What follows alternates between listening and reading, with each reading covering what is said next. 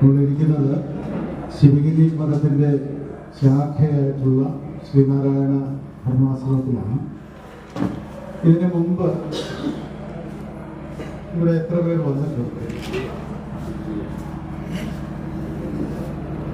അപ്പോൾ പതിറ്റുള്ളൂ ഭൂരിപക്ഷം ആളുകളും ആദ്യമായിട്ട് വരികയാണ്. ഇതിനു മുമ്പ് വന്നിട്ടുള്ള ആളുകൾ ശ്രീനാരായണ ധർമ്മ പഠന കേന്ദ്രത്തിന്റെ നേതൃത്വത്തിൽ വന്ന യാത്രയിലല്ലേ വന്നിട്ടുള്ളൂ, അല്ലാത്തൊരു വന്നിട്ടുള്ളൂ.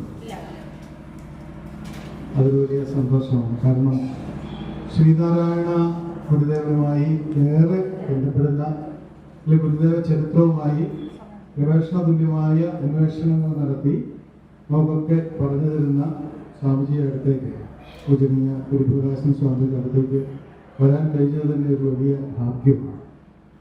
അപ്പോൾ അടുത്ത നാളിലാണ് ഇത്രയും നവീകരണ പ്രവർത്തനങ്ങളൊക്കെ ചെയ്ത് ഈ ആശ്രമം മനോഹരമാക്കിയത്. ആദ്യമൊക്കെ വരുന്ന സമയത്ത് ഇത്രയും സൗകര്യങ്ങളൊന്നും ഇല്ലായിരുന്നു.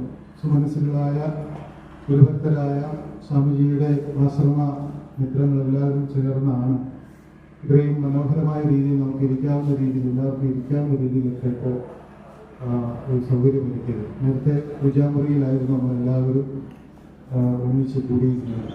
ഇന്നിപ്പോൾ വളരെ സന്തോഷത്തോടുകൂടി നമുക്ക് ഇവിടെ ഇരിക്കാൻ പറ്റുന്നുണ്ട്. എല്ലാവർക്കും പരസ്പരം മുഖത്തോട് മുഖം കാണാം. അത്തരത്തിലൊരു സൗകര്യത്തിലേക്ക് നമ്മൾ എത്തിയിരിക്കുകയാണ്. നമ്മുടെ പ്രോഗ്രാം അനുസരിച്ച് 12:30 നമ്മൾ ഈ ഹാളിലെ സ്വാമിജിയുടെ സത്സംഗം നമ്മൾ പര്യവസാനിപ്പിക്കും. അതിനുശേഷം പൂജാമുറിയിലേക്ക് നമ്മളെല്ലാവരും കയറിയിട്ട് സ്വാമിജിയുടെ നേതൃത്വത്തിൽ ഒരു പ്രാർത്ഥനയുണ്ടാവും. ആരതിയൊക്കെ ഒഴിച്ച് പ്രാർത്ഥിച്ച് നമസ്കരിച്ച് ഗുരുദക്ഷിണയൊക്കെ സമർപ്പിച്ച ശേഷം ഇവിടെ ഭക്ഷണം ഉണ്ടാകും. ഇവിടെയായിരിക്കും ഭക്ഷണം ക്രമീകരിക്കുക. അപ്പോൾ പ്രാർത്ഥന കഴിഞ്ഞ് ഇറങ്ങി വരുമ്പോൾ വേണ്ട ക്രമീകരണങ്ങളൊക്കെ ഇവിടെ ഉണ്ടാകും. അതിനുശേഷം എങ്ങനെയാണോ നമ്മൾ ഇങ്ങോട്ട് വന്നത് അതുപോലെ വാഹന സൗകര്യവുമായിട്ട് ചെറിയ വാഹനങ്ങളിൽ നമ്മൾ ബസ് കിടക്കുന്നിടത്തേക്ക് പോകും.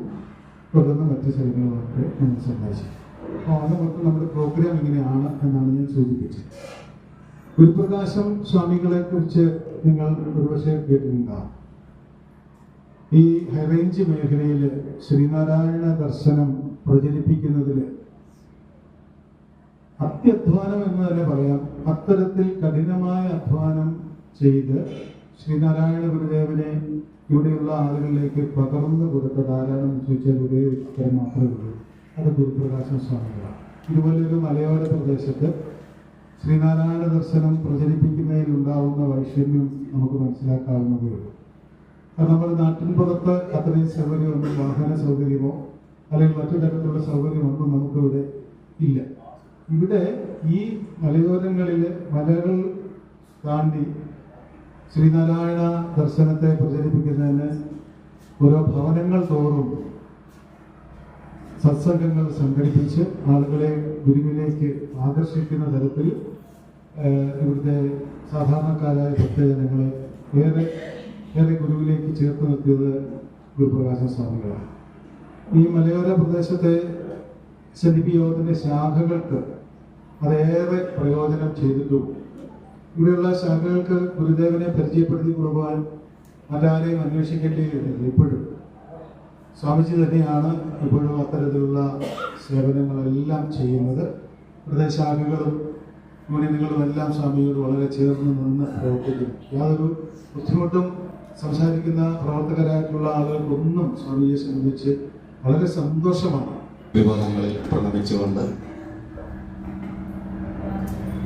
ഗുരുവിന്റെ ശിഷ്യ പരമ്പരയെ വന്ദിച്ചുകൊണ്ട് ശ്രീനാരായണ ധർമ്മ പരിപാലന യോഗത്തിന് അഭിവാദനങ്ങൾ അർപ്പിച്ചുകൊണ്ട് സ്നേഹനിധികളായ ശ്രീനാരായണ പഠന കേന്ദ്രം സാരഥികൾക്കും പ്രിയമുള്ള പഠിതാക്കൾക്കും ശ്രീനാരായണ ധർമാശ്രമത്തിലേക്ക് സ്വാഗതം.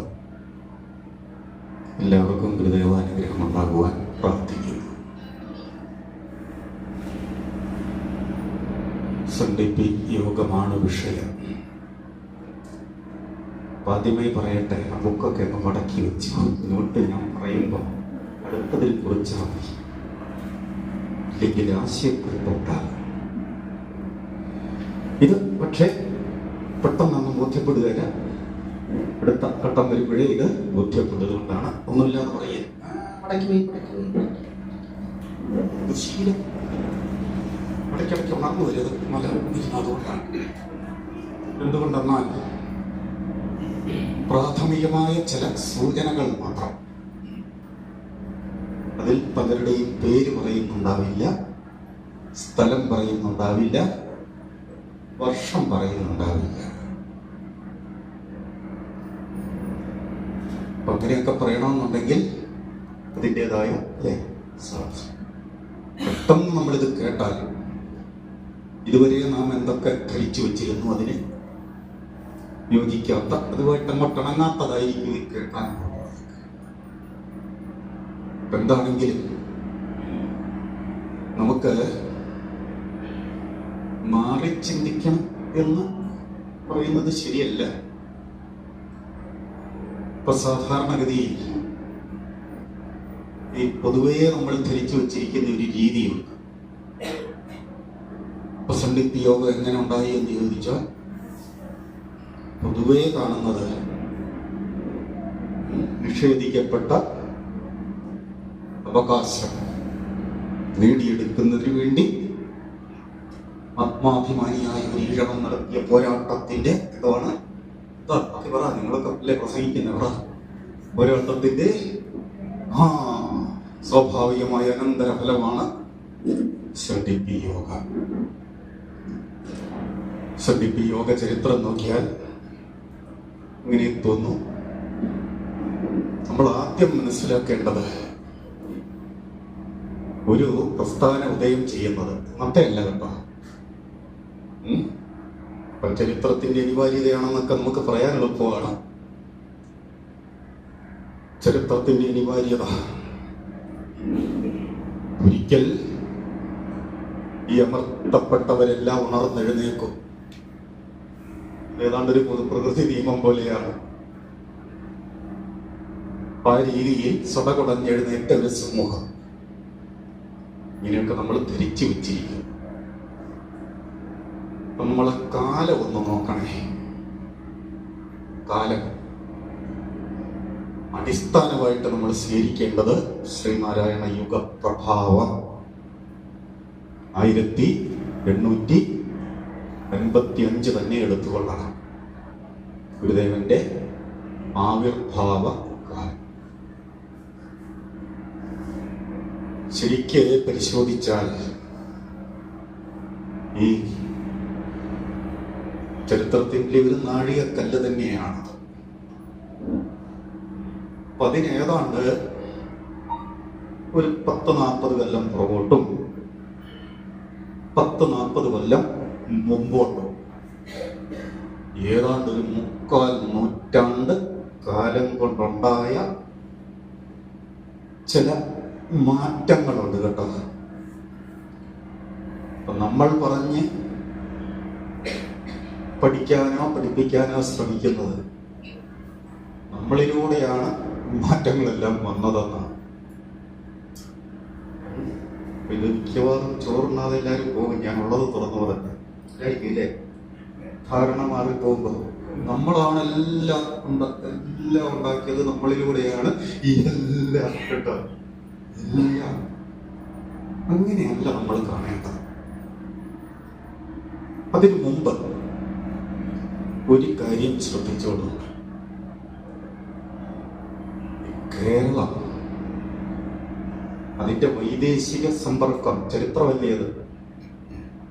നമ്മുടെ മാത്രം ചരിത്രമല്ല. 1000 വർഷങ്ങൾക്ക് മുമ്പേ 2000 വർഷങ്ങൾക്ക് മുമ്പേ വൈദേശിക സമ്പർക്കം ഉണ്ടായിരുന്ന ഒരു നാടാണ്. ഇന്നുള്ളവരെല്ലാം വടക്കോട്ടായിരുന്നു തീർത്ഥയാത്ര നടത്തിയിരുന്നെങ്കിൽ ഒരു കാലം ഉണ്ടായിരുന്നു വടക്കുള്ളവർ തെക്കോട്ട് തീർത്ഥയാത്ര നടത്തിയിരുന്ന ഒരു കാലം. ഇന്ന് വടക്കേ ഇന്ത്യക്ക് പോകുന്നത് പോലെ തന്നെ വടക്കു നിന്ന് തെക്കോട്ട് ബൗദ്ധ പ്രഭാവകാലം, ഇങ്ങനെയൊരു കാലം ഉണ്ടായിരുന്നു. ഇവിടെ അറബികൾ വന്നില്ലേ? അങ്ങനെ ഇവിടെ മുസ്ലിം മതവും പ്രചരിച്ചു. ക്രിസ്ത്യാനികൾ വന്നില്ലേ? അതിനെ നമ്മൾ എങ്ങനെയാ പറയുക? ആരുമെന്നാ പറയുന്നത്? നമുക്കങ്ങനെ പറയാനേ പറ്റില്ല. അത് ക്രിസ്ത്യാനികളാണെന്ന് നമ്മൾ എളുപ്പത്തിൽ അങ്ങ് പറയുന്നു. പക്ഷെ വന്നത് സുറിയാനികള്, ഇനി ആരാ? തമ്മിൽ പൊരുത്തൊഴിയാത്ത ആളുകള് ഒരൊറ്റ പേരിൽ ഇനി വന്നേ ഉള്ളൂ. നമ്മൾ എളുപ്പത്തിൽ ഇങ്ങനെ അങ്ങ് പറയുന്നേ ഉള്ളൂ. ഇവര് തമ്മിൽ ഒരു പൊരുത്തം ഉണ്ടായിരുന്നില്ലെന്ന്. ഒരു കൂട്ടർ ഇങ്ങനെ ഇതാ ഈ ദക്ഷിണ ഭാരതത്തിലേക്ക് അല്ലെങ്കിൽ കേരളത്തിലേക്ക് വന്നെന്നറിഞ്ഞാൽ അപ്പം തന്നെ പോരുകയാണ്. അവരുടെ അടുത്ത എന്താണ്? വിശ്വാസം ഒന്ന് തന്നെ, ദൈവം ഒന്ന് തന്നെ, പിന്നെ എന്താണ്? പ്രമാണ ഗ്രന്ഥം ഒന്ന് തന്നെ. ഒരിക്കലും പൊരുത്തപ്പെടുന്നവരായിരുന്നില്ല. ഇവരുടെ ഈ മത്സരം നമ്മുടെ ഈ നാടിന്റെ ചരിത്രത്തെ സ്വാധീനിച്ചിട്ടുണ്ട് കേട്ടോ. ഈ ശത്രുവിന്റെ ശത്രു മിത്രമാകുന്ന ഒരു ഒരു ഒരു പൊതു നാട്ടുനയമുണ്ടല്ലോ എന്ന് പറയുന്നത് പോലെ ഈ ചില സമയത്ത് ചില തൽക്കാല കാര്യം നേടുന്നതിന് വേണ്ടി ഇവരുടെ ഈ മത്സരങ്ങൾ ഈ നാട്ടിലുള്ള ചിലർക്കെങ്കിലും ഗുണപ്പെട്ടിട്ടുണ്ട്. അങ്ങനെ ചില ഗുണങ്ങളൊക്കെ നമുക്ക് കൈ വന്നിട്ടുണ്ട്. അല്ലെങ്കിൽ ശൂന്യതയിൽ നിന്നും പെട്ടെന്ന് ഒരു പ്രസ്ഥാനം ഉണ്ടായി വരുന്നതല്ല. ശ്രീനാരായണ ഗുരുവിനെ ഇതിനോടൊന്നും ബന്ധിപ്പിക്കേണ്ട കാര്യം. ഗുരുദേവൻ ഇതിനെല്ലാം അതീതമായിരുന്നു. ഗുരുദേവന്റെ അവതാര സമയമാകുമ്പോഴേക്കും എന്താണ്? അടിമത്തം നിരോധിക്കപ്പെട്ടു.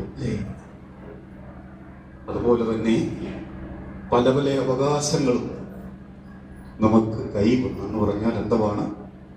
ഈ ആഭരണം ധരിക്കാന്, വസ്ത്രം ധരിക്കാന് രാജകീയ വിളംബരമുണ്ടായി. ഒത്തിരി മാറ്റങ്ങൾ വന്നു. കടലാസ് അവസാനം ഒരു നിയമം, ഒരു വിളംബരം തന്നെ ഇറക്കേണ്ടി വന്നു. എന്താണ്? ഇനി തരുന്ന അപേക്ഷയല്ല, മറ്റേത് ഈ ഓലയെന്ന് വിടുകയല്ലോ, ഈ പാരമ്പര്യത്തിൽ നിന്ന് വിടാനായിട്ട്. ഇതുപോലുള്ള മാറ്റങ്ങളെല്ലാം ഇവിടെ വന്നത് വൈദേശിക സമ്പർക്കം കൊണ്ട് മാത്രമാണ്. ഇപ്പം നമ്മൾ അഭിമാനിക്കുന്നു സംഘടനകളുടെ മാതാവാണിത്.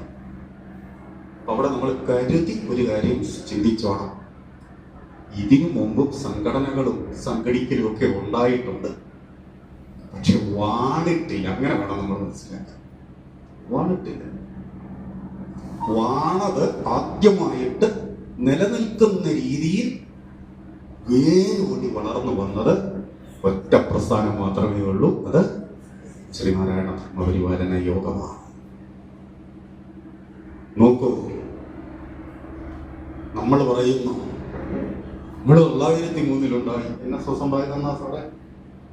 NSS ഉണ്ടായത് 1914. അപ്പൊ അവരെ കഴിഞ്ഞും എത്രയാണ്? 11. നമ്മൾ കഥ എന്തറിഞ്ഞു? അരുവിപ്പുറം പ്രതിഷ്ഠ നടക്കുന്ന സമയത്തുണ്ടല്ല, ഇവിടെ മലയാളി സഭ എന്ന പേരില് അഭ്യസ്തവിദ്യരായ നായന്മാരുടെ സംഘടന. അവരാരെ അനുകരിച്ചത്? ഈ ലത്തീൻ കത്തോലിക്കരെ, സുറിയാനി കത്തോലിക്കരെ. സുറിയാനി കത്തോലിക്കരല്ല, ക്രിസ്ത്യാനികളെ. അവരോരോന്നൊക്കെ ചെയ്യുന്നത് കണ്ട് അതിനെ അനുകരിച്ചാണ് ഈ രാജകീയ കോളേജിൽ പ്രവേശനം ലഭിച്ച ഏതാനും നായന്മാർ. അതിനകത്ത് ഈ CV രാമപിള്ളയൊക്കെ ഉണ്ട് കേട്ടോ. അവരെ അഭ്യസ്തവിദ്യരായ അവരെ തിരുവനന്തപുരത്ത് രാജകീയ കോളേജ്, മഹാരാജാസ് കോളേജ് എന്നാണ് പറയുന്നത്. എന്റെ സ്വാമി SND ദൈവത്തെ കുറിച്ച് കേൾക്കാൻ വന്നപ്പോ ഒരുമാതിരി എന്താ അങ്ങനെ തോന്നുന്നില്ലേ? അതാണ് പറഞ്ഞത്. ഉറക്കം വരാൻ കേട്ടോ. ഇടയ്ക്കിടയ്ക്കൊക്കെ ഞാനൊന്ന് കൈയടിക്കും, കാരണം ഉറക്കത്തിൽ നിന്ന് വരാൻ. കാരണം നമ്മള് മൈൻഡ് സെറ്റ് മറ്റൊന്നാണ്. ഏതാ കേൾക്കാൻ ആഗ്രഹിച്ചു വന്നത് മറ്റൊന്ന്, കേൾക്കുന്നത് വേറൊന്ന്. പൊരുത്തപ്പെടുകയില്ല. ഇവർ സംഘടിച്ചത് മലയാളി സഭ എന്ന് പറഞ്ഞ, മലയാളി എന്ന് പറഞ്ഞാൽ അതിന്റെ അന്നത്തെ അർത്ഥം ആരാണ്? അന്നത്തെ അർത്ഥം മലയാളികളെന്ന്. വിദേശത്തുനിന്ന് വന്നവരെ, അവരുടെ മുന്നപ്പെട്ടവരെ അവര് വിളിച്ചത് മലയാളികളെന്ന്. ഇന്ന് മലയാളികൾ എന്ന് പറഞ്ഞാൽ നമ്മളെല്ലാവരും മലയാളികളാണ്. ആർക്കെങ്കിലും അഭിപ്രായ വ്യത്യാസമുണ്ടോ? അന്ന് അങ്ങനല്ല. മലയാളികൾ എന്ന് പറഞ്ഞാൽ ഒറ്റ അർത്ഥമേ ഉള്ളൂ. ആരാണ്? നായന്മാർ എന്ന് പറഞ്ഞാൽ അവരുടെ ഈ ഒരു കാലത്തെ ഈ ദേശ സംരക്ഷണം, അവരുടേതായ ഈ സൈന്യവും കാര്യങ്ങളും ഒക്കെ ഉണ്ടായിരുന്നവരെ ആശ്രയിക്കാതെ ഈ നാട്ടുരാജാക്കന്മാർക്കും നാടുവാഴികൾക്കും ഒന്നും ചെതറിക്കിടന്നല്ലേ തിരുവിതാംകൂർ എന്നാണ് ഉണ്ടായത്. മാർത്താണ്ഡവർമ്മയുടെ കാലത്ത്. മാർത്താണ്ഡവർമ്മയ്ക്ക് മുമ്പെന്ന് പറഞ്ഞാൽ ഏതാണ്ട് 100 കണക്കിന് നാട്ടുരാജ്യങ്ങൾ, ഒന്നിനൊരു വ്യവസ്ഥയിൽ ഏത് സമയവും ആക്രമിക്കപ്പെടാം. അപ്പം ദേശത്തു നിന്ന് വന്ന മതപ്രചരണവും കൂടി ലക്ഷ്യമാക്കിക്കൊണ്ട് വന്ന മിഷണറിമാർക്കെന്ന് പറഞ്ഞാൽ ഇതിൽ പലരെയും സ്വാധീനിക്കാൻ, പാട്ടിലാക്കാൻ സാധിക്കുമായിരുന്നു. അവര് അവരുടേതായ താല്പര്യങ്ങൾ, ഒറ്റ ഒരു താല്പര്യമുള്ളൂ, മതപരിവർത്തനം. അതിനപ്പുറത്ത് ഒരു ബിസിനസ് താല്പര്യം എന്ന് പറയാമല്ലോ, ലാഭം നോക്കി വന്ന ഒരു വരവ്. അതാരാ? ഈസ്റ്റ് ഇന്ത്യ കമ്പനി വന്നില്ലേ? ഇതെല്ലാം ഉള്ളതല്ലേ?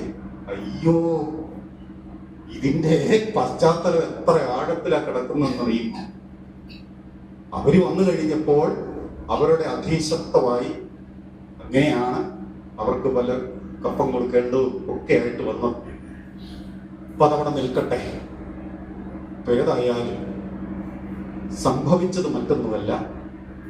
ഈ നായന്മാരിൽ നിന്ന് തുടങ്ങിയാലേ നമ്മളിൽ എത്താൻ പറ്റൂ കേട്ടോ. എന്നും കൊണ്ട് അവരാണ് നമ്മുടെ മാർഗദർശികളെന്നല്ല പറഞ്ഞു. അത് കെട്ടടങ്ങിപ്പോയെന്ന് നിലനിന്നില്ല. അത് ഞാൻ ആദ്യമേ പറഞ്ഞു കേട്ടോ. ജാമ്യം ഞാൻ ആദ്യമേ എടുത്തു.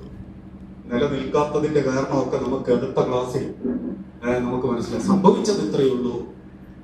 ഈ അഭ്യസ്ത വിദ്യർ മലയാളി സഭ കൂടി ഇവർ ചർച്ചായോഗങ്ങൾ വെക്കും.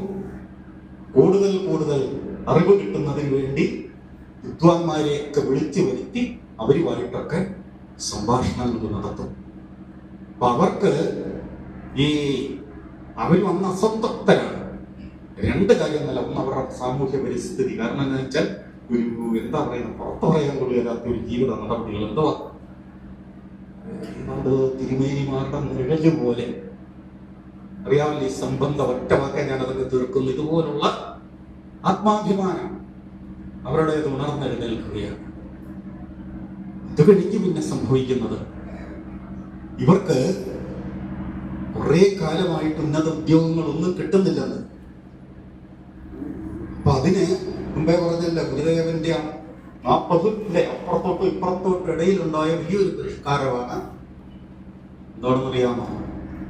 ജോലി കിട്ടണമെങ്കിൽ ഔപചാരിക വിദ്യാഭ്യാസം നിർബന്ധിതമാണെന്നുള്ള വിളംബരം.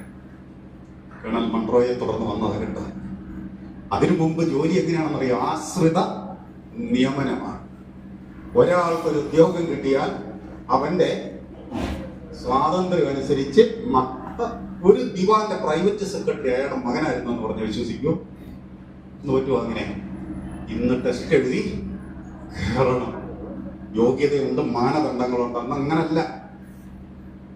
ഇവിടെ പ്രീതിപ്പെടുത്തുന്ന, സേവ കൂടുന്ന ആളുകൾക്കൊക്കെ ഫേവർ ചെയ്ത് ആ രീതിയിലൊക്കെയാണ് അവർക്ക് ഈ ജോലികൾ കൊടുക്കുക. പരദേശ ഗൃഹങ്ങളെ കൊണ്ടുവരാനിടയായ സാഹചര്യം എന്താണ്? ഇവിടെ ഔപചാരിക വിദ്യാഭ്യാസം എന്ന് പറയുന്ന ഒരു സാധനം ഇല്ല. പാരമ്പര്യ വിദ്യാഭ്യാസം മാത്രമേ ഉള്ളൂ. ഇതിനെ അല്പ ദീർഘവീക്ഷണത്തോടെ കാണാൻ ഈ തുളുനാട്ടിലെ, തമിഴകത്തെ, ആന്ധ്രയിലെ ഒക്കെ ഈ പരദേശ ബ്രാഹ്മണരെന്ന് നമ്മൾ ഇവിടെ ഇരുന്നുകൊണ്ട് പറയുന്നത് കേട്ടോ, ബ്രാഹ്മണർക്ക് കഴിഞ്ഞിരുന്നു.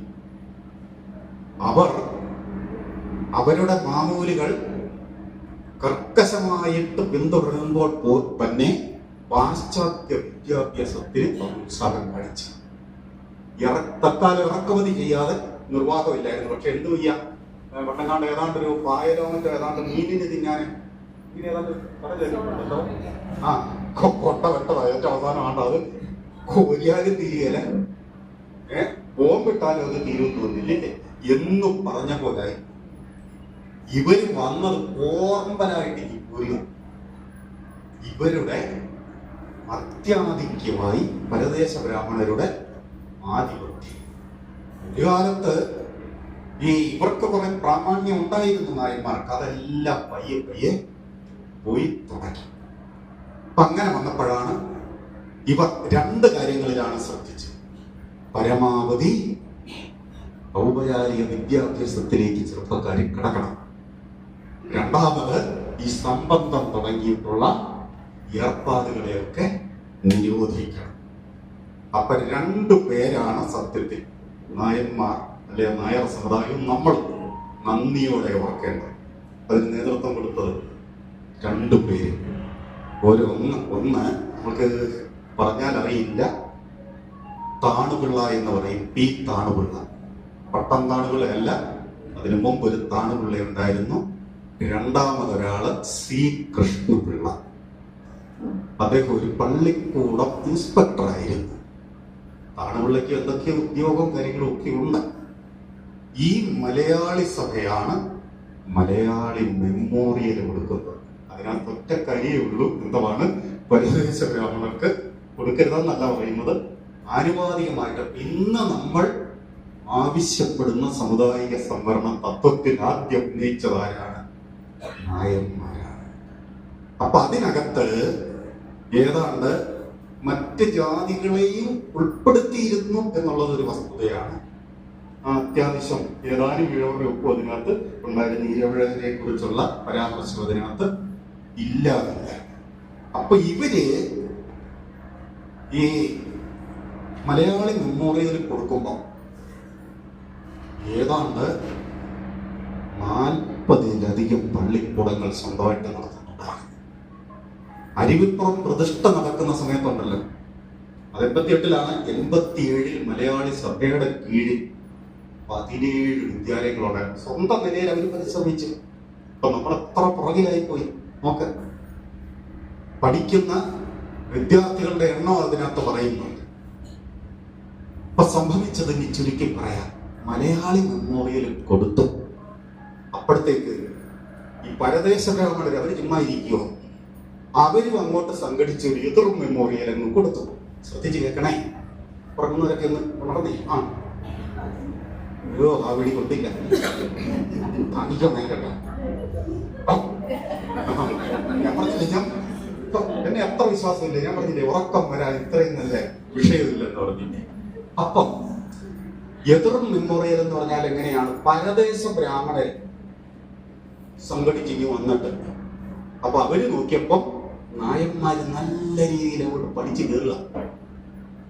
അപ്പം തിരുവിതാംകൂറുകാർക്ക് എന്നുള്ള ഒരു മുദ്രാവാക്യവും അവിടെ സ്വാഭാവികമായിട്ട് ഉണ്ടായി വന്നപ്പോ ഇത് തുടക്കത്തിലെ ഇതിനെ ചെറുത്തില്ലെങ്കിൽ എന്ത് സംഭവിക്കും? ഇത് മുഴുവൻ ഇവര് കൈയടക്കും. അപ്പോഴത്തേക്ക് ബുദ്ധി പല രീതിയിലല്ലേ പ്രവർത്തിക്കുന്നത്. അവര് നോക്കിയപ്പോ നായർക്ക് കീഴിലോട്ടുള്ളവർക്ക് കൂടുതൽ സമീപത്തിന് എന്നാ ഉണ്ട്? എന്റെ അറിവ് ശരിയാണെങ്കിൽ പറവൂർ ഈഴവ സമാജത്തിന്റെ കീഴിൽ ഒരു സ്കൂളുണ്ട്. പിന്നെ നമ്മുടെ കരപ്പുറം ആ ചേർത്തല ഭാഗത്ത് ഏതോ ഒരു ഈഴവ സമാജത്തിന്റെ കീഴിൽ ഒരു പള്ളിക്കൂടം. അത് ഇഴഞ്ഞിഴഞ്ഞ് നീങ്ങുക, വേറെ ഇല്ല. ആ കാലമാണെന്ന് ഓർക്കണം കേട്ടോ. അപ്പം അവര് നോക്കിയപ്പോ ഈ വിദ്യാഭ്യാസം ചെയ്തു വരുന്നവർ ഇവർ മാത്രമേ ഉള്ളൂ. രണ്ടാമത് വരുന്നത് ക്രിസ്ത്യാനികൾ. അവർക്കും ഈ പറയുന്ന രീതിയിൽ ഈ മറ്റേ കൃഷി മറ്റേതാണ് വ്യവസായമൊക്കെയാണ് അവർക്ക് വിദ്യാഭ്യാസം ചെയ്തവര് അവിടെയും കുറവാണ്. അങ്ങനെ വന്നപ്പോഴത്തേക്ക് ഇവരിങ്ങനെ മലയാളി മെമ്മോറിയൽ കൊടുത്ത് ഇവർക്ക് ഇങ്ങനെ കൊടുക്കാൻ വന്നാൽ ഇവർക്ക് ഈ കൂടുതൽ ആളുകൾ പഠിച്ചു വരുമ്പോൾ കൂടുതൽ അവരുടെ എത്ര ഞങ്ങളുടെ കുറയുക എന്നുള്ള അതിനെ ഒന്നും മറികടക്കാൻ വേണ്ടിയിട്ട് ഇവർ ചെയ്ത ഒരു ബുദ്ധിയാണ് മറ്റുള്ളവരെ കൊണ്ടും കൂടെ ഏതാണ് അവകാശവാദം പറയിപ്പിക്കുക. അങ്ങനെ ഈഴവ മെമ്മോറിയൽ ഉണ്ടായി. സത്യത്തിലെ ഉറവച്ചി ശാപം ഉപകാരമായി തീർന്നു. സത്യമാണ് കേട്ടോ. ഇതുപോലെ ബാഹ്യമായ ഒരു സപ്പോർട്ട് നമുക്ക് കിട്ടിയില്ല എങ്കിൽ ഒരാളുടെ ഒറ്റയാൾ പോരാട്ടത്തിനൊന്നും ഇത്രയും കിട്ടില്ല. എന്ന് മാത്രമല്ല, മലയാളി സഭയ്ക്കുണ്ടായ ഒരു ദുരന്തം, അവിടെയാണ് നമ്മൾ നമ്മുടെ ഭാഗ്യം നമ്മൾ തിരിച്ചറിയേണ്ടത്. മലയാളി സഭയ്ക്കുണ്ടായ ദുരന്തം, ഈ മലയാളി സഭയെ നിഷ്ക്രിയമാക്കുവാൻ അവർ ചെയ്ത ബുദ്ധി എന്താണെന്ന് അറിയാം. മലയാളി സഭയ്ക്ക് നേതൃത്വം കൊടുത്ത നേതാക്കളെല്ലാം അവരങ്ങ് പിടിച്ചു. അപ്പൊ മലയാളി സഭ എന്ന് പറഞ്ഞാൽ നായന്മാരുടെ മൊത്തം പ്രാതിനിധ്യം എന്ന് പറയാനൊക്കത്തില്ല. എന്താന്ന് വെച്ചാൽ അഭ്യസ്ത വിദ്യാർത്ഥി മാത്രം ഒരു സംഘടനയാണ്. സാധാരണ നായന്മാർക്ക് ഇതിനെക്കുറിച്ച് വലിയ അറിവൊന്നുമില്ല. അവർ പൂർവാചാരങ്ങളിൽ ഇങ്ങനെ കെട്ടിക്കിടക്കുക. അപ്പോൾ ഇവരെന്ത് ചെയ്തെന്നറിയാമോ? ഈ CB രാമൻപിള്ള അടക്കമുള്ള ഈ മലയാളി സഭയുടെ നേതാക്കൾക്കുണ്ടല്ല, ആ ഒരു വിഭാഗത്തിന് കുറേ ജോലികളങ്ങ് കൊടുത്തു. CB രാമൻപിള്ളയ്ക്കും അങ്ങനെ ഉദ്യോഗം കിട്ടി. കുറെ ഉന്നത ഉദ്യോഗസ്ഥർക്ക് കിട്ടിക്കഴിഞ്ഞു കഴിഞ്ഞപ്പോഴത്തേന് അവരെന്ത് ചെയ്തെന്നറിയാമോ? മലയാളി സഭയുടെ പ്രവർത്തനം സ്വയം, അത് നേതൃത്വം നിൽക്കുന്നവർ നിർവിജീവമായ പിന്നെ ഇതിന് വലിയ അണികളുമില്ല, ഈ പ്രവർത്തനങ്ങളങ്ങ് നിർജീവമായി. മലയാളി സഭ നിന്നുപോയി എന്ന് പറഞ്ഞാൽ അപ്പക്കഷണം കൊടുത്ത് വശത്താക്കി ഒതുക്കി എന്ന് പറഞ്ഞാൽ. പക്ഷെ മുമ്പേ പറഞ്ഞ ഒരു പേര് മറന്നുപോയോ? C കൃഷ്ണപിള്ള. അദ്ദേഹത്തിനെ പണിഷ്മെന്റ് ചെയ്തു കേട്ടോ. ഇതിനെ അംഗീകരിക്കാതെ. അപ്പം ദേശം തോറും അലയട്ടെ എന്ന് കരുതിയാണ് അദ്ദേഹത്തെ സ്കൂൾ ഇൻസ്പെക്ടറാക്കുന്നത്. കയറി ഇറങ്ങി നടന്നോണം തിരുവാങ്കൂർ മുഴുവൻ. ഇത് ഇദ്ദേഹത്തിന് ഒരു അനുഗ്രഹമായി ചെയ്തത്. ചെല്ലുന്നിടത്ത് മുഴുവൻ ഇതിനെക്കുറിച്ച് പറയാനും പ്രചരിക്കാനും അങ്ങനെ സർക്കാർ ചെലവിൽ തന്നെ എന്ന് പറയാമല്ലോ അദ്ദേഹത്തിന് അവസരം കിട്ടി. ചെല്ലുന്ന നാട്ടിലെല്ലാം ഇതേക്കുറിച്ച് പറയും. ഇങ്ങനെ വന്ന് കായിക്കര ഒരു സ്കൂളിൽ എത്തുമ്പോ അവിടെ മിടുക്കനായ ഒരു വിദ്യാർത്ഥി, അതിമിടുക്കനായ ഒരു വിദ്യാർത്ഥി. അപ്പൊ അദ്ദേഹത്തിന്റെ ഈ പരിശോധനയില് മനസ്സിലായി ഇത് അധ്യാപകനെ കഴിഞ്ഞ് ക്ലവർ ആണ് ഈ വിദ്യാർത്ഥി. അതാരായിരിക്കും ആ വിദ്യാർത്ഥി? കുമാരനാശാൻ. അവിടെ വെച്ച് തന്നെ ഉത്തരവിടുക. എന്താ, അവിടെ ഒരു ഒഴിവുണ്ടായിരുന്നു കേട്ടോ. ഒരു അധ്യാപകനെയും കൂടെ അവിടെ വേണ്ടി വന്നു. ആ ഒഴിവിലേക്ക് ഈ വിദ്യാർത്ഥിയായിരുന്ന പഠിത്തം തീർന്നു കഴിഞ്ഞ N കുമാരനെ നിയമിച്ചുകൊണ്ടുള്ള ഉത്തരവിട്ടത് C കൃഷ്ണപിള്ളയാണ്. ഈ ശ്രീകൃഷ്ണപിള്ളയെ സ്തുതിച്ചുകൊണ്ട് പുകഴ്ത്തിക്കൊണ്ട് കേട്ടോ. സ്തുതി എന്ന് പറഞ്ഞാൽ എന്താ, ഇതിനെല്ലാം നമ്മൾ സാധാരണ എന്നാ പറയുന്നത്? സ്വപിടികൾ. ഇതല്ല കേട്ടോ. C കൃഷ്ണപിള്ളയുടെ ആ വ്യക്തി മഹാത്മ്യത്തെ അറിഞ്ഞുകൊണ്ട് തന്നെ കുമാരനാശാൻ ഒരു ചെറിയ ഒരു കവിത എഴുതുകയും ചെയ്തിട്ടുണ്ട്. കുമാരനാശാനെ ഏറ്റവും സ്വാധീനിച്ച ഒരു വ്യക്തിയായിരുന്നു C കൃഷ്ണപിള്ള. യഥാർത്ഥത്തിൽ ഈ ഇദ്ദേഹവുമായിട്ടുള്ള എഴുത്തുകുത്ത്, ഇദ്ദേഹത്തിന്റെ പ്രവർത്തനങ്ങളിലുള്ള ഒരു നിരീക്ഷണമുണ്ട്. ഈ ആശാൻ നല്ല നിരീക്ഷണപടവും കൂടിയായി. എന്ന് പറഞ്ഞാല് നമ്മൾ ഓർക്കണം, നമ്മൾ പോലും കരുതാത്ത രീതിയിലാണ് അടിയിൽ കൂടെയൊക്കെ ഓരോരോ സംഭവവികാസങ്ങള് ഉരുണ്ടുകൂടി വരുന്നത്. ഈ C കൃഷ്ണപിള്ളയുടെ പ്രവർത്തനങ്ങളെ ഫോളോ ചെയ്തുകൊണ്ടാണ് ഈ സത്യത്തിൽ നമ്മുടെ ഈഴവ സമുദായത്തിന് ഒരു വ്യക്തിത്വം ഉണ്ടാക്കിയെടുക്കാൻ. നമുക്കൊരു വ്യക്തിത്വം കൈവന്ന ഏത് സംഭവത്തിൽ കൂടെയാണെന്ന് അറിയാമോ? ആരെങ്കിലും ഒരാൾ പറ.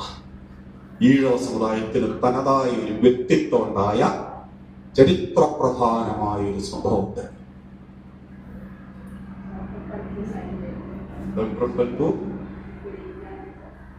അതല്ല കേട്ടോ. ഈഴവ റെഗുലേഷൻ എന്ന് കേട്ടിട്ടുണ്ടോ? ഈഴവന്റെ വ്യക്തി നിയമം. അന്ന് അങ്ങനെയാണ് കേട്ടോ. ഇന്നിപ്പം നമ്മൾ എത്താൻ പോകുന്നത് ഏകീകൃത സിവിൽ കോഡിലേക്ക് നമ്മൾ അടുക്കുക. അന്ന് അങ്ങനല്ല.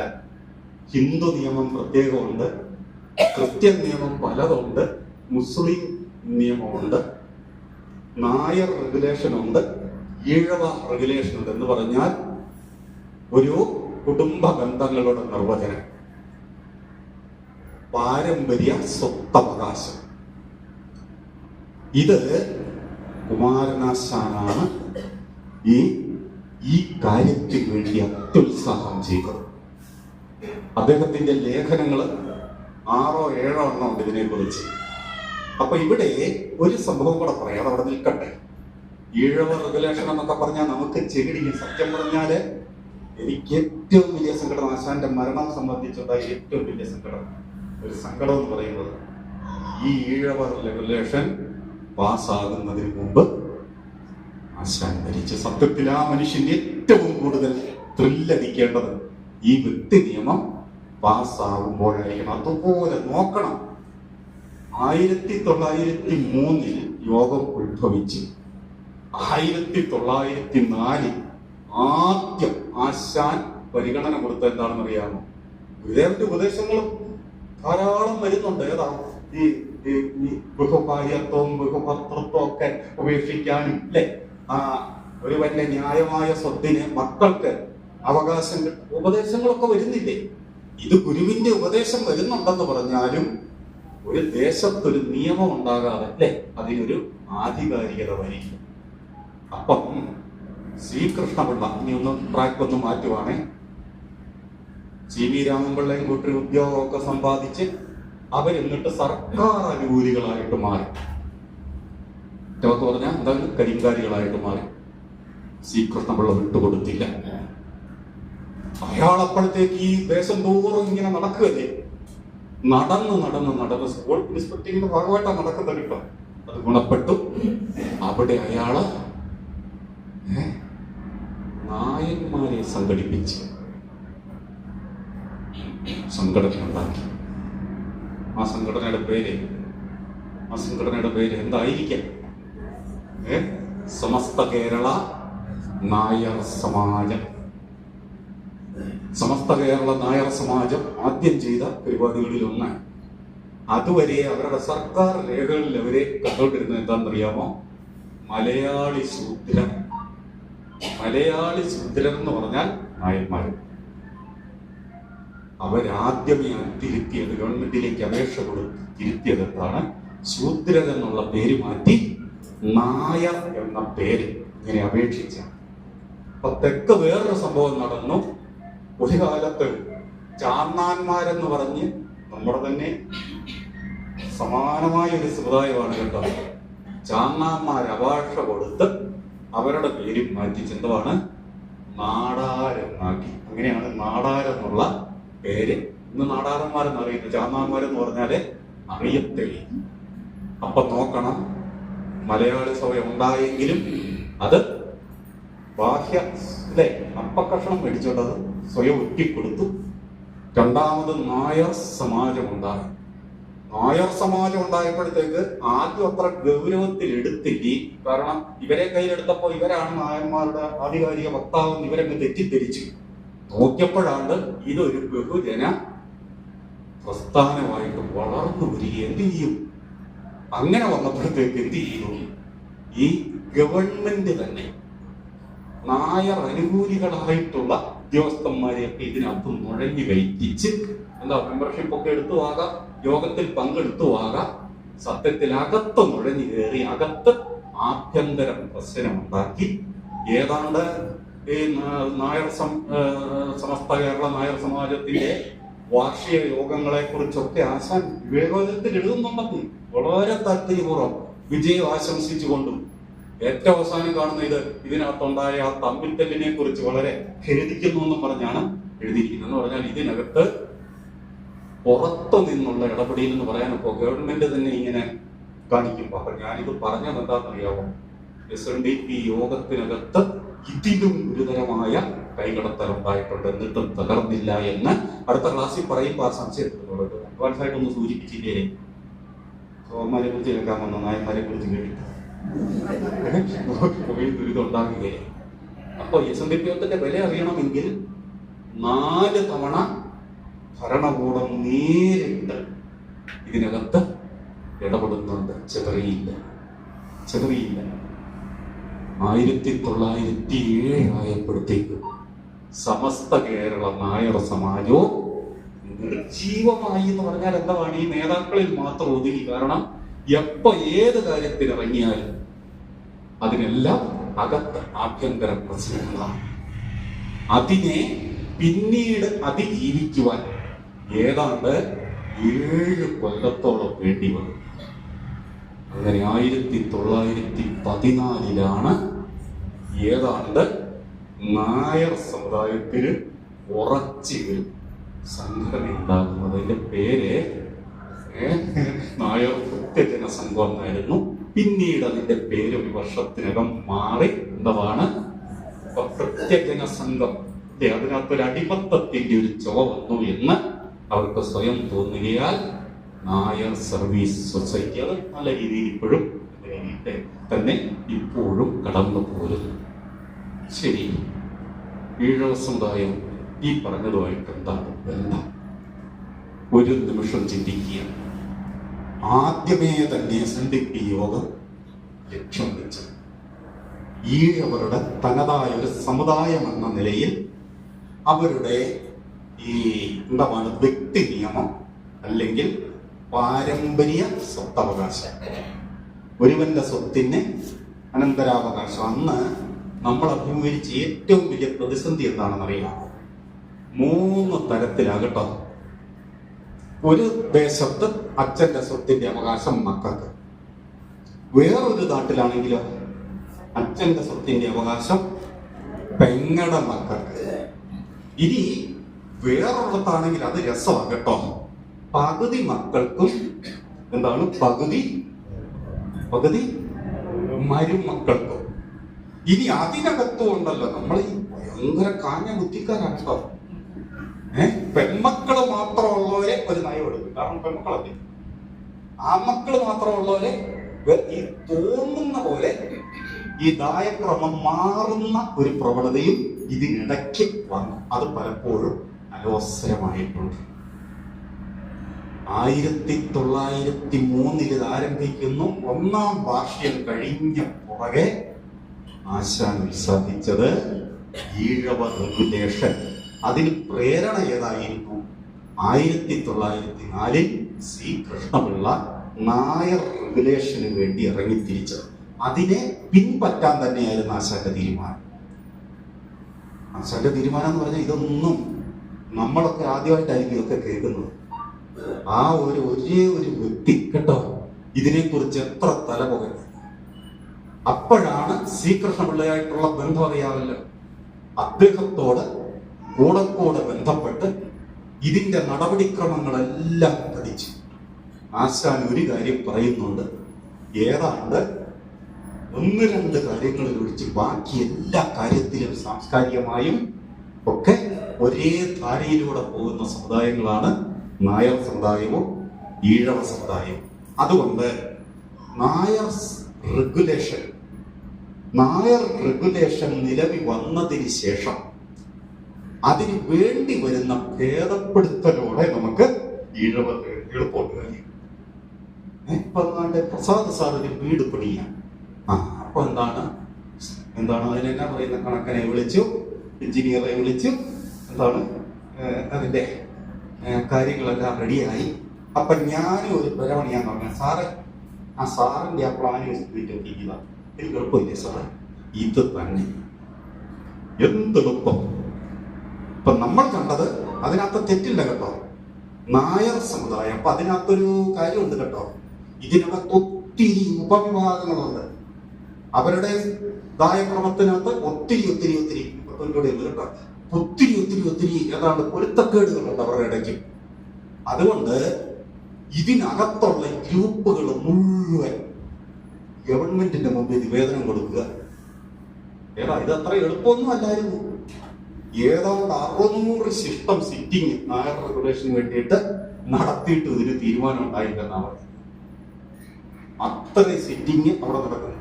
ഒരു കൂട്ടർ എന്ന് പറയുന്നു, അടുത്ത കൂട്ടർ അതിനെതിരെ പറയുന്നു. ഇതിനൊരു ഏകാഭിപ്രായം ഉണ്ടാകാൻ പറ്റിയില്ല. ഏറ്റവും ഒടുവിൽ എങ്ങനെയൊക്കെയോ അതിനൊരു അന്തിമ തീരുമാനം എടുത്ത് നായർ റെഗുലേഷൻ നിലവിൽ വന്നു കഴിഞ്ഞപ്പോൾ ആശാൻ അത് പരിശോധിച്ചപ്പോൾ അത് പലതും നമുക്ക് കൊള്ളാം, ഇതപ്പടി നമുക്ക് പിന്തുടരാൻ സാധ്യമല്ല എന്ന് കണ്ട് ഈഴവ റെഗുലേഷൻ 10 കൊല്ലത്തോളം വെറുതെ പോയി. ഇതൊന്ന് അപ്പൊ സാറ് എസ്റ്റിമേറ്റ് ഒക്കെ എടുത്തു കഴിഞ്ഞ് പണി കഴിയുമ്പോൾ അതിനകത്ത് തന്നാൽ മതി. ഒരു പണി കഴിഞ്ഞപ്പോഴത്തേനും അപ്ഡേഷൻ വേറെ ഇതായി എന്ന് പറയുന്നത് പോലെ അത് വളരെ നന്നായി കിട്ടും. അത് പിന്നെ ഗവൺമെന്റിലേക്ക് അപേക്ഷ കൊടുത്തു. ഗവൺമെന്റിലേക്ക് അപേക്ഷ കൊടുത്തപ്പോഴോ വീണ്ടും നായർ റെഗുലേഷന് വേണ്ടി വന്നതുപോലെ തന്നെ കമ്മീഷനെ വെക്കുന്നത് ഗുരുദേവന്റെ അടുത്തും വരുന്നുണ്ട്. മക്കത്തായം വേണോ മരുമക്കത്തായം വേണോ എന്ന് ചോദിക്കുമ്പോ അയൽപക്കത്തായമാണ് വേണ്ടതെന്ന് പറയാറുള്ളതെന്നൊക്കെ ഈ സാഹചര്യത്തിലാണ് 1914 തുടങ്ങിയ ആ പരിശ്രമം അവസാനം അത് നിയമമാകുന്നത് ആശാന്റെ മരണശേഷം 1925. അപ്പൊ ഇനി ഒരു കാര്യവും കൂടെ പറയാം. ഈഴവ റെഗുലേഷന് വേണ്ടിയിട്ട് കമ്മീഷൻ പ്രവർത്തനം തുടങ്ങിയപ്പോ മക്കത്തായക്കാര് ഒരു വാദം, മരുമക്കത്തായക്കാര് മറ്റൊരു വാദം, പിന്നെ എന്താണ് മിശ്രതായക്കാര് അതൊരു മറ്റൊരു വാദം. ഇവരിങ്ങനെ ശക്തമായിട്ട് ആരും വിട്ടുവീഴ്ചയ്ക്ക് തയ്യാറാകുന്നില്ല. എന്ത് ചെയ്യും? ഏറ്റവും അവസാനമാണ് ഈ സമുദായ ഒന്നടങ്കം അംഗീകരിക്കുന്ന സമുദായ ഗുരു എന്ന നിലയിൽ ഗുരുദേവന്റെ അഭിപ്രായം തേടി ചെന്നതും ഇതുപോലെ ഒരു അയൽപക്കത്തായമാണ് വേണ്ടത് എന്ന് ഗുരുദേവന് അതിനെത്രയോ മുമ്പ് തന്നെ പിതാവിന്റെ സ്വത്ത് മക്കൾക്കാണെന്നുള്ളത് എത്ര സ്പഷ്ടമായിട്ട് പറഞ്ഞിരിക്കുന്നു. അപ്പൊ ഒന്ന് ഓർത്തു നോക്കുക, ഈ ആഭ്യന്തര വൈരുദ്ധ്യമുണ്ട് വേറെ ഏതൊരു സമുദായമാണെങ്കിലും ചിന്നിച്ചെതറിപ്പോയിന് അതുപോലെ വാശിയാ. കാരണം മക്കത്തായക്കാരെ മരുമക്കത്തായക്കാരെ അംഗീകരിക്കുന്നില്ല. ഇപ്പൊ നിങ്ങൾ ശ്രദ്ധിച്ചിട്ടുണ്ട്, ഈ തിരുവനന്തപുരത്ത് സംഘടന സജീവമാണ്. വളരെ പറയാനുള്ളത് കേട്ടോ. ആണോ?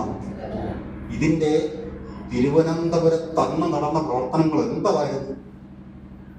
അവരാണ് ഇതിനെ ചൂടാക്കിയത്. തിരുവനന്തപുരംകാർക്ക് മാത്രം പറയാം. ഒറ്റപ്പെട്ട കുറെ എണ്ണയിൽ ഉണ്ടായതുകൊണ്ട് നമ്മൾ വടക്കോട്ടൊക്കെ ഈ അന്നത്തെ കാലത്ത് മെമ്പർഷിപ്പ് എടുത്തതും ധനമെന്ന് പറയുന്നതും ഏതാണ്ട് കാർത്തികപ്പള്ളിക്ക് എന്നൊക്കെ കുറെ ഇങ്ങനെ വന്നിട്ടുണ്ട്. ബാക്കി മുഴുവൻ സമ്പത്തും തിരുവനന്തപുരം ഉണ്ടായത്. സത്യത്തിൽ അവരെല്ലാം നിർജീവമാകാൻ കാരണം ഒരു ഉദാഹരണം പറയാം, പെട്ടെന്ന് മനസ്സിലാകാവുന്ന ഒരു ഉദാഹരണം. പൗരസമത്വ പ്രക്ഷോഭണത്തിൽ ക്രിസ്ത്യാനിയായിട്ട് SNDP യോഗം കൈമുറക്കുന്നു. കെ മാധവന്റെ രംഗപ്രവേശം അതോടെയാണ് കേട്ടോ. അന്നേരം അത് പൗരസമത്വ പ്രക്ഷോഭണം എന്ന് പറഞ്ഞാൽ എല്ലാവർക്കും തുല്യ, നമ്മൾ ഇന്നാ പറയുന്നത് തന്നെ തുല്യ നീതി എല്ലാവർക്കും. അല്ലാതെ ഞങ്ങൾക്ക് വേണമെന്നല്ല പറയുന്നത്, തുല്യ നീതി. പൗരസമത്വ പ്രക്ഷോഭണത്തിന് നേതൃത്വം കൊടുത്തത് ക്രിസ്ത്യാനികളാണ്. അതിനോട് കെ മാധവൻ സഹകരിക്കുന്നു. SNDP യോഗം ഞാൻ പറയുന്നില്ല, കാരണം അങ്ങനെ കൂട്ടായിട്ട് ചിന്തിക്കാനുള്ള ഒരു ഏകതയൊന്നും അന്ന് നമുക്കില്ലായിരുന്നു. ഈ പൗരസമത്വ പ്രക്ഷോഭണം കത്തിക്കേറുന്നെന്ന് കണ്ടപ്പോഴത്തേക്ക് അന്നത്തെ ദിവാനെടുത്ത ഒരു ബുദ്ധി എന്താണെന്ന് അറിയാമോ? ഈ മിശ്രപക്ഷക്കാരെ കയ്യിലെടുത്തു. അവര് കുറച്ച് ആളുകൾക്ക് അവര് കയ്യിലെടുക്കുന്ന മുഴുവൻ ഈ പദവികൾ കൊടുത്താ കേട്ടോ. അപ്പൊ നമ്മുടെ ഈഴവരുടെ കുറച്ച് ആളുകളെ പേരെടുത്ത് കാണാൻ പറ്റും. അങ്ങനെ ജോലി കിട്ടിയവരും ജഡ്ജി ആയിട്ടിരുന്നവരും ഒക്കെ എങ്ങനെ കൈവന്നെന്നാ കരുതിയത്? യഥാർത്ഥത്തിൽ ഇതായിരുന്നു അതിന്റെ പശ്ചാത്തലം. മിശ്രപക്ഷക്കാരെ അവര് കയ്യിലെടുത്ത് അവർക്ക് കുറെ ജോലികളങ്ങ് കൊടുത്തതോടെ എന്ത് ചെയ്തു? അവരങ്ങ് നിഷ്ക്രിയരായി. നിവർത്തന കാലം വന്നപ്പോ നിവർത്തനത്തെ പൊളിക്കാനും ഇതുപോലെ തന്നെ അന്ന് നിർഭാഗ്യവശാൽ SNDP യോഗം നേതൃത്വത്തെ തന്നെയാണ് ഇതുപോലെ വിലക്കെടുത്തത്. ഈ മാധവൻ വൈദ്യര് അറിയാവോ? ആരാ ഈ മാധവൻ വൈദ്യരാരാ? അയ്യോ, ഡോക്ടർ പ്രഭുവിന്റെ SNDP യോഗത്തിന്റെ സ്ഥിരം പ്രസിഡന്റ് ആരായിരുന്നു? SNDP യോഗത്തിന്റെ സ്ഥിരം പ്രസിഡന്റ് രണ്ടാമത് വന്ന ആള്, ഗുരുദേവന്റെ സമാധിയെ തുറന്ന് ആ സ്ഥാനത്തേക്ക് അവരോധിതനായ ആളാണ് പി മാധവൻ വൈദ്യര്. ആ സ്ഥാനത്തിന്റെ പേരെന്താണെന്നറിയാവോ? സ്ഥിരം പ്രസിഡന്റ് എന്ന് തന്നെ. സ്ഥിരം പ്രസിഡന്റ്. അദ്ദേഹത്തെ വരെ വിലക്കെടുത്തു എന്ന് ഞാൻ പറയുന്നു. മനസ്സിലാക്കാൻ പറഞ്ഞാൽ കേട്ടോ. അത് ആ രീതിയിലൊന്നും നിങ്ങളിതൊന്നും പോയി പ്രസംഗിച്ചേക്കരുത്. ഇത് നമ്മള് ഒരു പഠനത്തിനൊരു ആമുഖമാണ് കേട്ടോ. ഇനി ഇതിന്റെ ഡീറ്റെയിൽ ആയിട്ടുള്ള കുറെ കാര്യങ്ങൾ അത് വളരെ രസകരമായിരിക്കും. നിങ്ങൾ ബോറടിക്കരുത്. ബോറടിക്കാൻ പാടില്ലല്ലോ. നമ്മുടെ അസ്തിത്വത്തെ തിരിച്ചറിയുന്നതിന്റെ ഒരു ഭാഗമല്ല. ഇന്ന് നാം നേരിടുന്ന പല പ്രതിസന്ധികളുടെ ഉത്തരം ഏതാ? പൂർവ്വകാലത്തെ ചില സംഭവങ്ങളിലാണ് കിടക്കുന്നത്. ഇങ്ങനെ പരമ്പരയായിട്ട് തുടർന്നു. അന്ന് SNDP യോഗത്തെ സർക്കാർ അനുകൂലികളാക്കി മാറ്റാൻ വേണ്ടി നടത്തുന്ന ഒരു ശ്രമമാണ്. ഇത് ചിതറിപ്പോകേണ്ട ആ ഒറ്റ സംഭവത്തോടെ പോയില്ല. നമ്മളൊക്കെ ഈ കാര്യത്തിൽ ഏറ്റവും അഭിമാനിക്കുന്നത് ഇതിപ്പലും ഒരു ദുരന്തം ഉണ്ടാകാനില്ല. നോക്കൂ, സംഘടനാ നേതൃത്വം തന്നെ ഏതാ നമ്മൾ എടുത്തിരിക്കുന്ന നിലപാടിന് നേർ വിപരീതമായ നിലപാട് സർക്കാർ പക്ഷത്തേക്ക് കൊണ്ടുപോവുക. അന്നൊരൊറ്റ യുവാവിന്റെ സിംഹഗർജനമാണ് ഇതിനെ നിഷ്ക്രിയമാക്കി. ആരാണെന്ന് അറിയുമോ? സിംഹഗർജനം. ആരുടെ?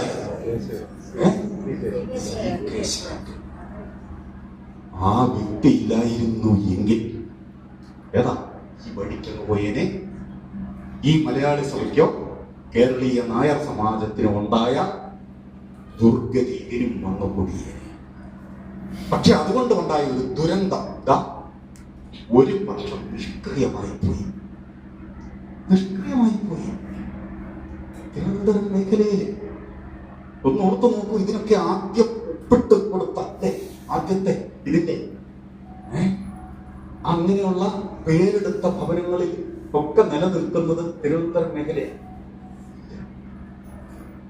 പഴയ പേരെടുത്ത തറവാടുകളിലെ പിൻഗാമികൾ ആരെങ്കിലും പിന്നീട് നേതൃത്വത്തിൽ വന്നിട്ടുണ്ടോ? ചോദ്യമില്ല. അപ്പൊ ഇവിടെ നമ്മൾ കാണേണ്ടത് ശ്രീനാരായണ ഗുരു. ഇപ്പൊ നമ്മളിപ്പോ പറഞ്ഞത് രാഷ്ട്രീയമാണ്. ഇപ്പം ഇതുവരെ കേട്ടത് രാഷ്ട്രീയമാണ്, തനി രാഷ്ട്രീയമാണ്. അപ്പൊ ഇത്രയും പറഞ്ഞത് ഇത് സ്ഥാപിക്കാനല്ല, ഇത് കുറെ വസ്തുതകളൊക്കെ പറഞ്ഞു, നടന്ന കുറെ സംഭവങ്ങളൊക്കെ പറഞ്ഞു. പക്ഷേ ശ്രീനാരായണ ധർമ്മ പരിപാലന യോഗം എന്ന് പറയുന്നത് ഇതുമായിട്ടൊന്നും ബന്ധപ്പെടാതെ സാക്ഷാൽ ധർമ്മ പരിപാലന യോഗമായിട്ട് തന്നെ ഉദയം ചെയ്ത പേര് തന്നെ ഇവിടെ വിശദീകരിക്കേണ്ട കാര്യമില്ല. ധർമ്മ പരിപാലന യോഗമായിട്ട് ഉദയം ചെയ്ത. അപ്പൊ അതിനു മുമ്പ് ഒരു കാര്യം ഓർക്കണം. ഗുരുദേവൻ പൂജാതനാകുന്നതിന് മുമ്പ് സമാധിയായ ഒരു യോഗി ഉണ്ടായിരുന്നു തെക്ക് വൈകുണ്ഠസ്വാമികൾ. അദ്ദേഹം പറഞ്ഞതെല്ലാം ഗുരുദേവനോട് സമാനമായ ആശയങ്ങൾ. ഒன்றേ ജാതി, ഒன்றേ മതം, ഒன்றേ കുല, ഇതൊക്കെ പറഞ്ഞിട്ടുള്ളത് തന്നെയാണ്. അദ്ദേഹം സ്ഥാപിച്ച ഒരു പ്രസ്ഥാനമുണ്ട്. അദ്ദേഹം സ്ഥാപിച്ച ഒരു പ്രസ്ഥാനമുണ്ട്. 17 ജാതികൾ ഉണ്ടായിരുന്നു കേട്ടോ. ആ 17 ജാതികളെ സമന്വയിപ്പിച്ച് ഒറ്റ വഴി, അയ്യാ വഴി എന്ന് പറയും കേട്ടോ. കേട്ടിട്ടുണ്ടോ? അയ്യാ വഴി. പക്ഷെ എന്ത് സംഭവിച്ചെന്നറിയാമോ? ഈ 17 ജാതികളെന്ന് പറഞ്ഞാൽ 17 പദവിയുണ്ട്. അപ്പൊ അന്നത്തെ സർക്കാർ സംവിധാനം കേട്ടോ എങ്ങനെയാണ്? ഓരോ ജാതികളെ ഓരോ ചുമതല ഏൽപ്പിച്ചിട്ടുണ്ടെന്ന് സർക്കാർ തന്നെ, ഭരണകൂടം തന്നെ. എങ്ങനെ? ഊഴിയ വേലയ്ക്ക് ആളെ കൊണ്ടുവരണം. അത് മാത്രമല്ല, ഓരോരോ നികുതികള് അതാത് സമുദായത്തിൽ നിന്ന് കളക്ട് ചെയ്ത് കൊടുക്കേണ്ടത്. അങ്ങനെ കൊടുക്കുന്ന സ്ഥാനപ്പേരാണ് തണ്ടാനെന്നും പിന്നെയാണ് ചാന്നാനെന്നും പണിക്കനെന്നും ഒക്കെയുള്ള സ്ഥാനം അങ്ങനെ കൈവന്നതാണ്. അപ്പൊ ഇതിനെല്ലാം കൂടെ ഒരു ജാതി ആക്കുവാണെങ്കിൽ ഇത് താളം തെറ്റിയല്ലേ? അത് പറഞ്ഞ് മനസ്സിലായോ? സ്പീഡിൽ പറഞ്ഞു പോകുന്നതുകൊണ്ട് പലർക്കും വ്യക്തത വരുന്നുണ്ടാവില്ല. 17 ജാതികളിൽ നിന്നും പലതരത്തിൽ പലതും വസൂലാക്കിക്കൊണ്ടിരിക്കുന്നതാണെന്ന് ഭരണകൂടം. അപ്പൊ ഈ 17 ജാതിയെ ഒന്നിച്ചയ്യാവഴി എന്നും പറഞ്ഞ് സംഘടിപ്പിക്കാൻ ശ്രമിച്ചപ്പോ ദേശദ്രോഹിയായിട്ട് മാറി പിടിച്ചകത്തിട്ടു കേട്ടോ. അയ്യാവരുടെ സ്വാമി പിടിച്ച അന്നത്തെ ഭരണകൂടം അകത്തിട്ടു. അന്ന് ഉണ്ടായ ഒരു നിയമമുണ്ട് അലിഖിതമായ. അതിനിടയ്ക്ക് ഈ ക്രിസ്ത്യാനികളിലെ പല പല വിഭാഗങ്ങൾ അവർ തമ്മിൽ ചേരാതെ അല്ലേ, അങ്ങനെ ഉണ്ടായ ചില നിയമങ്ങളാണ്. ആരാധനാലയങ്ങൾ പണിയണമെങ്കിൽ അത് സത്യത്തിൽ ക്രിസ്ത്യാനികൾക്ക് വേണ്ടി ഉണ്ടായതാണ്. നമുക്കൂടെ അത് ബാധകമാക്കിയെന്ന് മാത്രമേ ഉള്ളൂ. ആരാധനാലയങ്ങൾ പണിയണമെങ്കിൽ മുൻകൂർ അനുമതി വേണമെന്നുള്ളത്. വിദ്യാലയങ്ങൾ പണിയണമെന്നുണ്ടെങ്കിൽ അനുമതി വേണം. അതുപോലെ തന്നെ അടിയന്തരാദി കാര്യങ്ങളുണ്ടല്ലോ, വ്യക്തി നിയമങ്ങൾ. നമ്മുടെ പൗരോഹിത്യം എന്താണെന്നുള്ളത് കേട്ടോ, ചുരുക്കി പറയാം എന്ന് പറഞ്ഞാല് പുരോഹിതന്മാർ വാർത്തികളെന്ന് പറയും. പക്ഷെ സമുദായ നേതൃത്വം എന്ന് പറഞ്ഞ സംഘടനയില്ല, ഈ ചാന്നാന്മാരെന്ന് പറയും കേട്ടോ. ചിലയിടത്ത് തണ്ടാന്മാർ, ചിലയുടെ പതിവിടെ. അപ്പൊ ഇവരാണ് യഥാർത്ഥത്തിൽ ഈഴവ സമുദായത്തിനെ ബാധിക്കുന്നതായ എല്ലാ കാര്യത്തിലും ഗവൺമെന്റിൽ നിന്ന് അനുമതി, ലൈസൻസ് ഒക്കെ സംഘടിപ്പിച്ചു കൊടുക്കേണ്ടത്. നമ്മുടെ ശാഖയിൽ പോയി പത്രിക എടുക്കുകയില്ലേ, അന്ന് അങ്ങനല്ല. ഈ ചാന്നാനെ കാണണം, സ്വന്തമായി ഒരു കുഞ്ഞിനൊരു നൂലുകെട്ട് നടത്തണോ, അതിന് പുകയില ചുരുള് കൊണ്ട് വെച്ച് അനുമതി മേടിക്കുക എന്നൊരു ചടങ്ങുണ്ട്. അത് ചാന്നാനാണ് ചെയ്യേണ്ടത്. ചാന്നാൻ പറഞ്ഞെങ്കിൽ മാത്രമേ ആരാണ് ഈ വാത്തി എന്ന് പറയുന്ന നമ്മുടെ പുരോഹിതൻ ഇത് ചെയ്യുള്ളൂ. അപ്പൊ ഇവിടെ ആ രീതിയിൽ ഒരു സാമൂഹ്യ ക്രമം ഉണ്ടായിരുന്നു. ദൈവങ്ങളെന്ന് പറയുന്ന അത് പിന്നെ രൂപപ്പെട്ടു വന്നതാ കേട്ടോ. എന്ന് പറഞ്ഞാൽ ഈ പാരമ്പര്യമായിട്ട് ഈ അച്ഛൻ ദൈവങ്ങളെ, അമ്മ ദൈവങ്ങള്, അതെന്നാണെന്ന് മനസ്സിലായോ? കുടുംബത്താരെങ്കിലും മരിച്ചു പോയാൽ അവരെ ഏത് മൂർത്തിയാണോ ആരാധിച്ചിരുന്നത് ആ മൂർത്തിയിലേക്ക് കൊണ്ട് ഇരുത്തുക എന്ന്. പിന്നെ നമ്മളും പോയി ഇരിക്കാനുള്ളതോ ഇരുത്തുന്നത് ഇന്നൊക്കെ. പിന്നെ ഇപ്പം ഇച്ചിരി മാന്യമായ ഭാഷ ഉപയോഗിക്കാൻ തുടങ്ങിയതാണ്. ഗുരുവാദങ്ങളിൽ ലയിച്ചു. പിന്നെ എവിടെയാണ് വിഷ്ണുവാദം പോയി എന്നൊക്കെ പറയുന്നത്. അന്ന് അങ്ങനല്ല. അത് പെടുമരണമാണെങ്കിൽ തീർന്നു കേട്ടോ. വസൂരി വന്ന് മരിച്ചാൽ അവരെ ഈ ഇങ്ങോട്ടൊന്നും കൊണ്ട് സ്വീകരിക്കാൻ. ഗർഭിണി മരിച്ചാൽ സ്വീകരിക്കാൻ. അപ്പൊ അവരെയൊക്കെ കൊണ്ട് ചേർക്കേണ്ടത്. ഗർഭിണിയെ ചേർക്കുന്ന ദേവതയുടെ പേരുന്നതാ മറുത, മറ്റേത് അറുകല.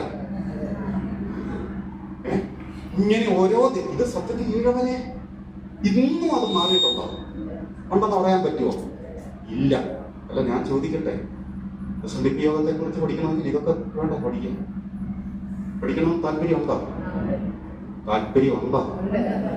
ഉള്ളവര് മാത്രം സംഘടിക്കുക, അല്ലാത്തവര് സ്വാമി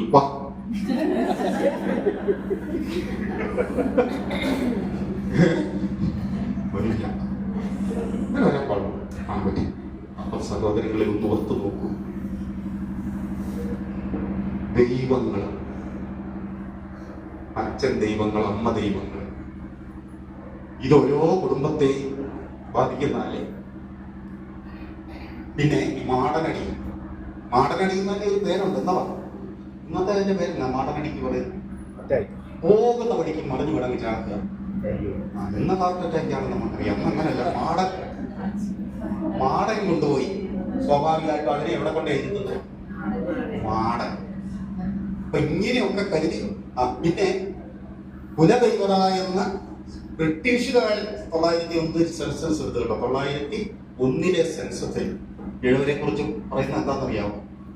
ഭദ്രകാളി മതക്കാരൻ എന്ന് പറഞ്ഞാൽ ഏറ്റവും കൂടുതൽ ഭദ്രകാളി സേവ ചെയ്യുന്നവര് ഇവരാണ്. ഇവരുടെ പ്രധാന തീർത്ഥാടന കേന്ദ്രം ഏതാണെന്നറിയാമോ? കൊടുങ്ങല്ലൂരാ. ബാക്കി പറയണ്ടല്ലോ, ചേർത്തല. പിന്നെ കാര്യം ശരിയാണ്. ഇങ്ങനെയൊക്കെ ഇരിക്കുമ്പോൾ നമുക്കത് രസം തോന്നും. പക്ഷെ ചില സമയത്ത് നമ്മളും അതായിട്ട് മാറാറുണ്ട്. ഇപ്പൊ സംഘത്തില് പേരെഴുതാതെ വരട്ടെ, ഒറിജിനൽ കൃതജ്ഞ പറയുമ്പോ എന്നെ ഒന്ന് വിട്ടുപോട്ടെ, ഞാൻ തനി ചുടലമാടനായിട്ട് മാറും. ഇതാ. അപ്പൊ ഇതൊക്കെയാണ്. അപ്പൊ നോക്കൂ, ഒരു സംസ്കാരം അത് എങ്ങനെയൊക്കെയാണ് ഉണ്ടായി വരുന്നത്, രൂപപ്പെട്ടത്. അപ്പൊ ഇതുപോലെ വളരെ സങ്കീർണമായ ഒരു സമുദായ വ്യവസ്ഥ അല്ലെ. അതിനിടയ്ക്കോ ഇനി ഒരു കാര്യവും കൂടെ പറഞ്ഞുകൊണ്ട് അവസാനിപ്പിക്കാം. അതായത് ഈ സുറിയാനി ക്രിസ്ത്യാനികളോട് നമുക്കുള്ള കടപ്പാട്. ഇപ്പൊ നമ്മൾ പിന്നോക്കക്കാരെന്നല്ലേ പറയും, പിന്നോക്കക്കാരൻ. നമുക്കുള്ള ഒരു പ്രത്യേകത എന്തായിരുന്നു ചോദിച്ചാൽ, ഉടമകൾ കുറവായിരുന്ന സമയം. പക്ഷേ ഗുരുദേവൻ പോലും പ്രകീർത്തിച്ച ഒരു കാര്യമുണ്ട് ഈഴവരെ സംബന്ധിച്ച്. എന്താണ്? അധ്വാനം. ഇവരെ കഴിഞ്ഞു. നമുക്കുള്ള ഏറ്റവും വലിയൊരു ഭാഗ്യം എന്ന് പറയുന്നത് തെങ്ങ്. തെങ്ങ് ചെത്ത് അങ്ങ് വിട, അതല്ല തെങ്ങ് എന്ന് ചെത്ത് മാത്രമേ ഉള്ളൂ. സത്യത്തില് കേര കൃഷിയിലും കേരോൽപ്പന്നങ്ങൾ ഉണ്ടാക്കുന്നതിലും അതിവിദഗ്ധ ചാർണന്മാരും മറ്റേ ഈഴവരും മാത്രമേ ഉണ്ടായിരുന്നു. ഏതാണ്ട് ഗുരുദേവന്റെ ആവിർഭാവത്തിന് ശേഷം, അതായത് ബ്രിട്ടീഷുകാരും പറങ്കികളും പലരും വരുന്നുണ്ട് കേട്ടോ, കോമ്പറ്റീഷൻ കൂടി, കേരോൽപ്പന്നങ്ങൾക്ക് ഡിമാൻഡ് കൂടി. ആ ഡിമാൻഡിനനുസരിച്ച് ഇവിടെ സപ്ലൈ ചെയ്യാൻ സാധിക്കാത്ത രീതിയിലേക്ക് ഡിമാൻഡ്. അത് ചകിരി, കയറ്, ഈ എന്താണ് നെത്തപ്പ, ഇങ്ങനെയൊക്കെ പല രീതിയിൽ വരുന്നുണ്ട്. ഭൂ ഉടമകളിലേറെയും നായന്മാരും സുറിയാനി ക്രിസ്ത്യാനികളുമായിരുന്നു. ഈഴവരുടെ ഈ വൈദഗ്ധ്യത്തെ ഒഴിച്ച് അവർക്ക് ഇതിനെ പ്രയോജനപ്പെടുത്താൻ പറ്റില്ല. കാരണം ഈ തൊഴിൽ ഇവരുടെ ഈഴവരുടെ തൊഴിൽ വൈദഗ്ധ്യമില്ലാതെ ഇവർക്ക് ഉണ്ടെന്ന് പറഞ്ഞിട്ടും കാര്യമില്ലല്ലോ. അപ്പൊ ആ രീതിയിൽ ഈഴവർക്ക് കൈവരുന്ന ഒരു പദവിയുണ്ട്. എന്താണ്? കേരോൽപ്പന്നത്തിൽ കൂടെ. രണ്ടാമത് വരുന്നത് പറയാൻ കൊള്ളുന്നതല്ല, കേരളത്തിൽ നിന്നുണ്ടാക്കുന്ന വേറൊരു സാധനം. ഓർക്കുമ്പോൾ പറയാം. അപ്പൊ ഒന്ന് ഓർത്ത് നോക്കണം, ഈ കാര്യത്തിലും അതിവിദഗ്ധരായിരുന്നു എന്ന്. കുറഞ്ഞൊരാളുകളെ ഉള്ളൂ, പേര് പോകാൻ അതും മതി, പേര് പോകാൻ അതും മതി. ഒന്ന് ഓർത്ത് നോക്കൂ, ടി കെ മാധവന്റെ ഏത് അച്ഛൻ, അച്ഛന്റെ പാർട്ടിയുടെ പേരെന്നാ? ടി കെ മാധവന്റെ അച്ഛൻ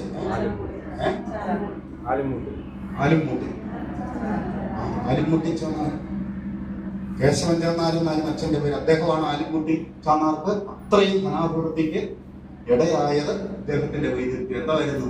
കലാൽക്കുത്തക. ഇതൊന്നല്ല, മാതൃകുത്തകക്കാര് തെക്കോട്ടൊക്കെ ഇഷ്ടം പോലെയുണ്ട്. ആ രീതിയിൽ ഇവിടെയും ചില കുശുമ്പൊക്കെ പറയുന്നുണ്ട് കേട്ടോ.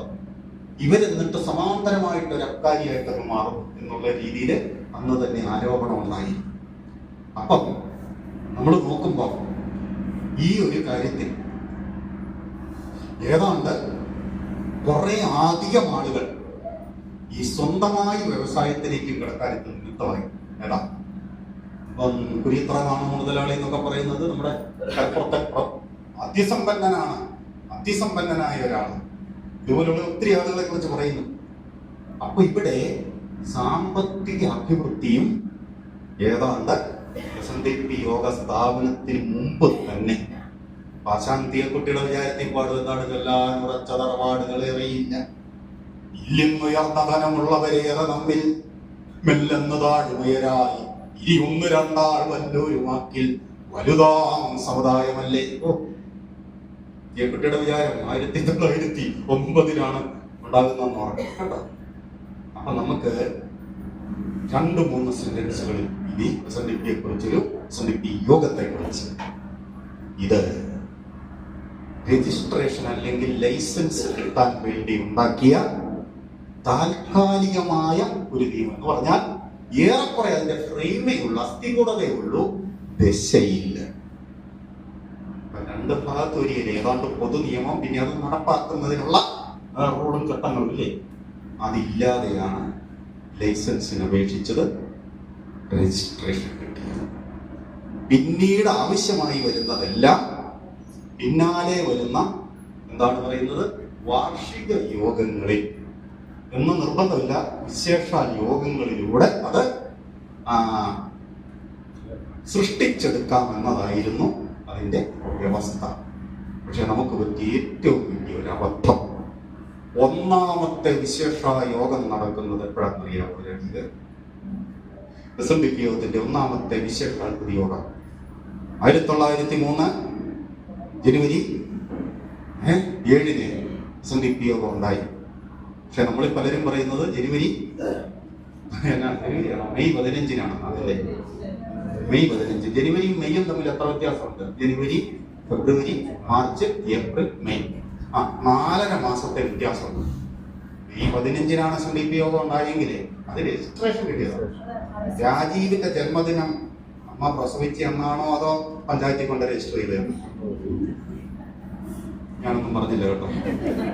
അപ്പൊ നമ്മള് ഒന്നാമത്തെ വാർഷിക വിശേഷാൽ യോഗം നടക്കുന്നത് അരുവിപ്പുറത്ത് ശിവരാത്രിയോടനുബന്ധിച്ച് എന്ന് പറഞ്ഞാൽ ഡെലിവറി ഇതുണ്ടായി മാർച്ച് മാസത്തിലായിരുന്നു അന്നത്തെ ശിവരാത്രി.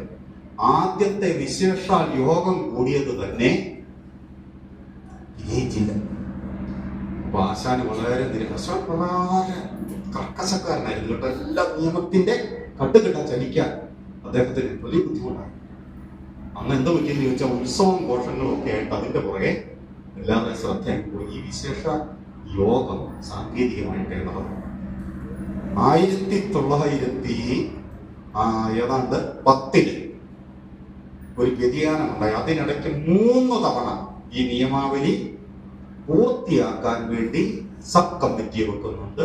3ഉം പരാജയപ്പെട്ടു. ആ വ്യക്തികളുടെ പേര് ഞാൻ പറയുന്നില്ല, അതൊക്കെ നമുക്ക് അടുത്ത കേട്ടോ.